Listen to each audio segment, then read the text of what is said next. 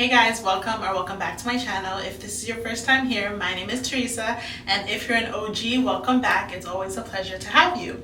Today we are in my bathroom, as you can see, because it is wash day. It's wash day and I'm bringing you along on how I wash my starter locks. One of the most requested videos that I've gotten is showing how I wash my starter locks, and so today that's what we're doing. You guys, we are 3-month micro locked. I actually can't believe it. We hit 3 months on the 26th of October, so I'm a little late with the update. I might add it to this video depending on how long the wash day goes, because I do have quite a lot to say for my 3-month update, so we'll see. But today we're going to get into washing my locks. So I think I shared with you before that I am not one of those people who don't wash their hair for like 4 weeks, 6 weeks. That doesn't work for me. My scalp is really sensitive. I sweat a lot, especially in my hair, and so if I don't wash my hair for that long, it's gonna be a mess. Like I won't be able to function. This is 2 weeks not washed. I usually wash every week, but this is 2 weeks that I haven't washed and my head is so itchy. But I was trying to stretch it out so that I could wash on camera. Yeah, so today we are finally washing this hair. I'm so excited. I absolutely need it. And so yeah, keep watching and I'll show you how I wash my Microloc extensions. Glory to the Father. Alright, so I'm starting off by braiding and banding my hair. I'm sectioning it off to braid and band. Now when it comes to starter locks, it's very important to braid and band your hair for at least the first year, especially micro locks.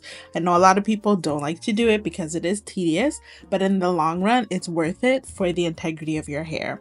So in your starter lock phase, your locks are babies. They're children. They are just turning 1, okay? And just like a real child, between the age of 0 to 1, they need a lot of TLC, a lot of tender loving care, and a lot of attentionality.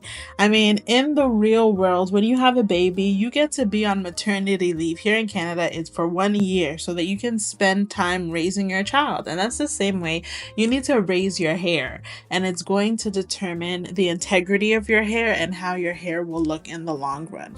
And so these precautions that we take is to safeguard our hair and to make sure that our locks are forming properly. In your starter lock phase, your locks are forming and you want them to form properly. You want them to form well, because if they don't, in the long run, you're going to either have to repair them or cut them off because they're actually harming your hair more than they're helping it. So for the sake of the health of your hair, put in that extra time and braid and band, okay?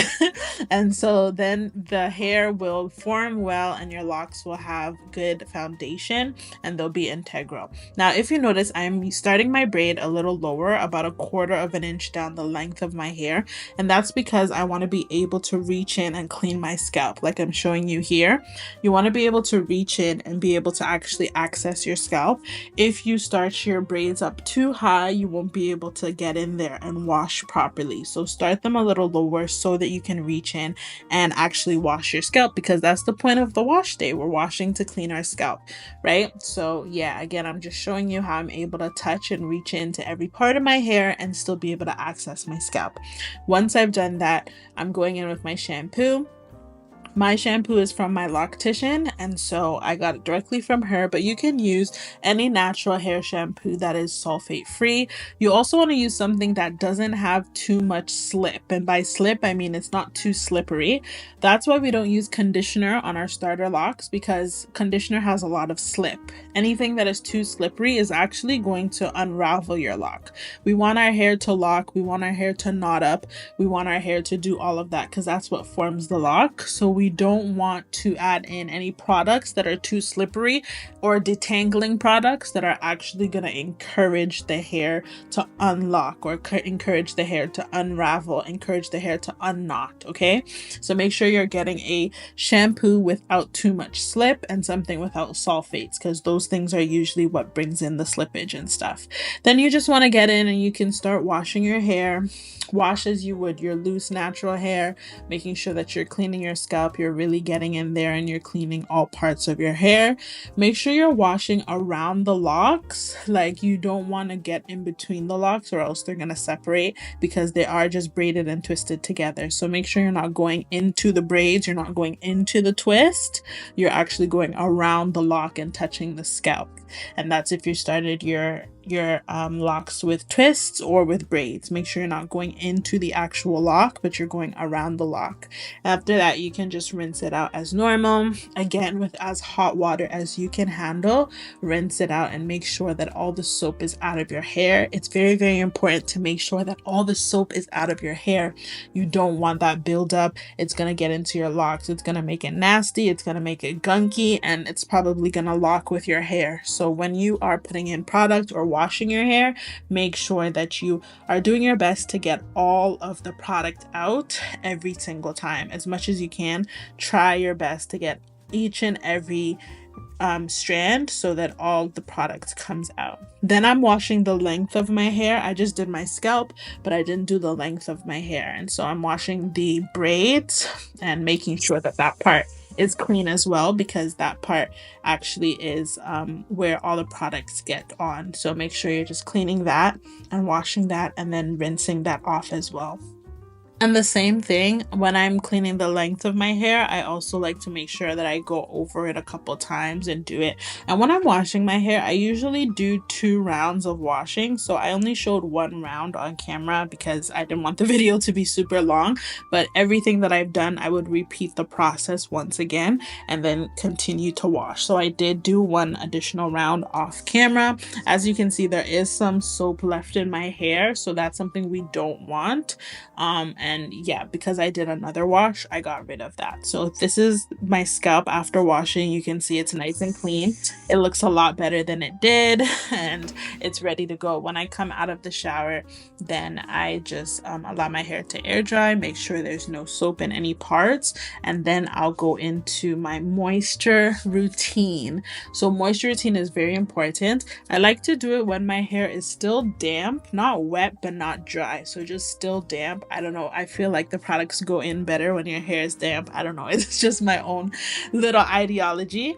But I do go in with my lock oil and I just oil my hair. And I did share with you guys in a previous video that the only time that I put oil in my hair is during wash days. I don't put oil in my hair on a day-to-day because oil, again, is slippery and it will help your locks unravel instead of helping them to lock.